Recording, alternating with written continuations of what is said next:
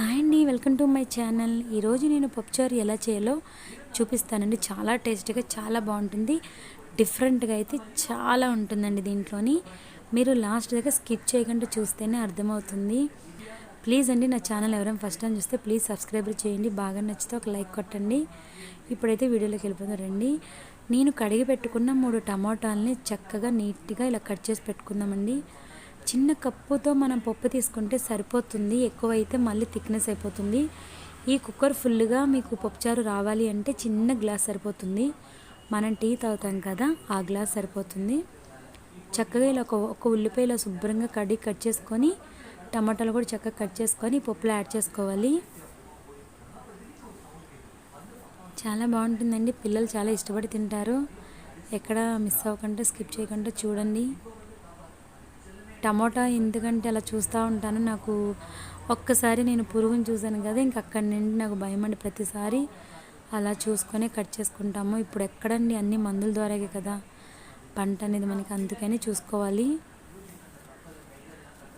చక్కగా ఈ కట్ చేసుకునేవన్నీ కుక్కర్లో యాడ్ చేసేసుకోవాలి. ఇప్పుడు నేను దీంట్లోని పసుపు మాత్రమే యాడ్ చేస్తున్నాను, ఇంకేం యాడ్ చేయట్లేదు. పసుపు యాడ్ చేసుకున్న తర్వాత కుక్కర్ మూత పెట్టేసుకొని స్టవ్ మీద పెట్టేసుకుందాం. ఇంకేం యాడ్ చేయట్లేదండి, చూసారు కదా. ఇప్పుడు కుక్కర్ మూత పెట్టేసుకొని స్టవ్ మీద పెట్టేసుకుందాం. పెద్ద నిమ్మకాయ సైజు కొంచెం చింతపండు శుభ్రంగా కడిగి నానబెట్టుకోవాలి. ఇలా శుభ్రంగా చేసుకొని నానబెట్టుకుని పక్కన పెట్టేసుకుందండి. ఇప్పుడు ఇలా మూత పెట్టేసుకొని దీనికోసేపు పక్కన పెట్టేస్తే, ఇప్పుడు కుక్కర్ విజిల్ అయిపోయిన తర్వాత మనం ఈ పప్పుని మెత్తగా రుబ్బుకోవాలండి. చక్కగా గరిటతో చూస్తే మనకు తెలిసిపోతుంది ఉడికిపోయిందని. వాటర్ ఏం తీయక్కర్లేదు, మనం దీంట్లోనే రుబ్బేసుకోవచ్చు. చాలా బాగుంటుందండి ఈ పప్పు. నేను చేసే పద్ధతిలోనే మీరు కూడా చేయండి, చాలా బాగుంటుంది. యాక్చువల్లీ మా అబ్బాయి 6 మంత్ పిల్లోడు ఉన్నప్పుడు దగ్గర నుండి కూడా నేను ఎక్కువ ఈ పప్పేనండి ఎక్కువ ఇంట్లో చేస్తాను పలసగా. ఎందుకంటే ఒకవేళ పెద్దోళ్ళకి కూడా ఇది చాలా మంచిది. ఇప్పుడంటే వానలు వర్షాలు ఉన్నాయి కాబట్టి ఇలాగో కొంచెం అరుగుదల తక్కువ ఉంటుంది కాబట్టి ఇలా పలసగా పప్పు పెట్టుకొని ఒక ఆమ్లెట్ కానీ, దీనికి ఏమైనా బీట్రూట్ వేపుడు, క్యారెట్ వేపుడు కానీ, ఇలా ఒక ఎండు చేప కానీ చాలా బాగుంటుంది. ఈ పప్పు ఇలా బాగా మెత్తగా రుబ్బుకున్న తర్వాత దీంట్లోనే మనం చింతపండు పులుసు యాడ్ చేసుకుందాం. యాక్చువల్లీ చింతపండు పులుసు ఎంత కావాలో మీరు అంతే ఇక్కడ యాడ్ చేసుకోండి. తర్వాత వాటర్ అనేది మీరు యాడ్ చేసుకోండి. పులుపు ఎక్కువ పోసేస్తే మళ్ళీ అది బాగోదు. ఇక్కడ నేను పులుపు సరిపోతుంది కాబట్టి వాటర్ యాడ్ చేసుకుంటున్నాను. నేను చాలా పలసగా చేసుకుంటున్నాను, ఎందుకంటే అది ఈవినింగ్కి కొంచెం ఎలాగో థిక్నెస్లా అయిపోతుంది. బట్ అన్నం కొంచెం ఇలాంటి టైంలో అన్నం కొంచెం మెత్తగా ఉండారంటే మీకు చాలా టేస్ట్ అనిపించింది. ఈ సాంబార్కి ఆ మెత్తగా రైస్గా యాడ్ చేశారంటే బాగుంటుంది. ఉప్పు కూడా వేసేసుకున్నాను కదా. ఇప్పుడు దీన్ని బాగా మరగనిద్దాం.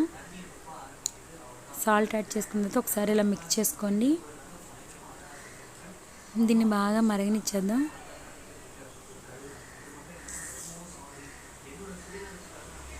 మా అమ్మ వాళ్ళ ఇంట్లోని ఉన్నప్పుడు మా అమ్మగారు చెప్పేవాళ్ళండి. బాబు చిన్నగా ఉన్నప్పుడు మా అమ్మగారు ఒక్కదాన్నే ఉన్నాను కదా, అప్పుడు నాకు ఐడియాలు ఇచ్చేవాళ్ళు అనమాట.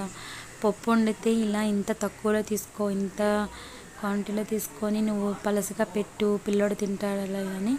బట్ వాడి కోసమే కొన్ని అనేది నేర్చుకున్నాను, అది నేను కంటిన్యూ చేసేసాను ఇంకా.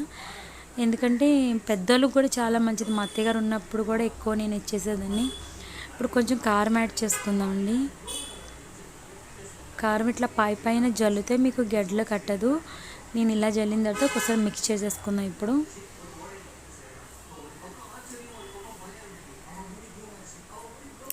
మళ్ళీ ఇడ్లీలకి, దోశలకి కావాలంటే అది వేరేనండి, ఇది కాదు. ఇది ఓన్లీ రైస్కి మాత్రమే. ఇది నేను ఇంక ఇడ్లీలకి, దోశలకి యూజ్ చేయను.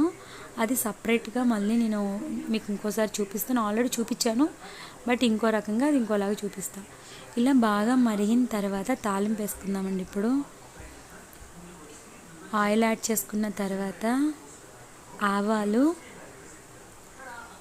కొంచెం జీలకర్ర, వెండిమిర్చి, వెల్లుల్లి, కరివేపాకు యాడ్ చేసుకోండి. నేను ప్రతి దాంట్లోనూ కూడా ఎక్కువ ఇంగువాని అనేది వాడతానండి. ఎందుకు అంటే పిల్లలైనా పెద్దోళ్ళైనా కూడా ఇంగువ ఎక్కువ వాడటం వల్ల వాళ్ళకి జీర్ణశక్తి సమస్య అనేది ఉండదు. చాలా మంచిది. దేనికి వాడచ్చు, దేనికి వాడకూడదని లేదు. ప్రతి కర్రీలో నేనైతే యూజ్ చేస్తాను. సాంబార్లో అయితే ఇక కంపల్సరీ.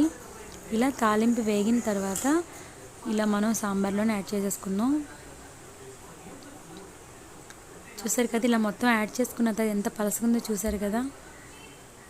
ఇలా మనకి బాగా పలచన అయిందని మనం ఏమి అనుకోక్కర్లేండి. ఈవినింగ్కి కొంచెం థిక్నెస్ వచ్చేసిద్ది. అందుకనే పప్పు ఎప్పుడు మనం ఎంత వేసినా అలాగే ఉండదు. ఓకేనండి, థ్యాంక్ యూ. లాస్ట్ దాకా స్కిప్ చేయకుండా చూడండి. Thank you.